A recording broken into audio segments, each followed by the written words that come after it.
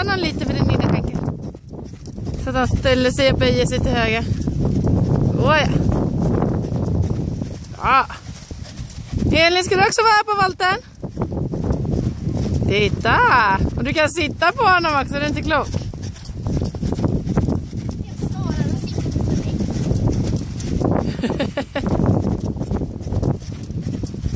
Ja, bra. Nu ska vi ta Elin lite. Du byter sittben, Elin. Så ja, upp med blicken. Lite, smacka på lite. Så kramar de lite på tyg. Så ja.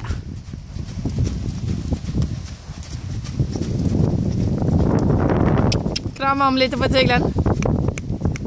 Ja, bra Elin.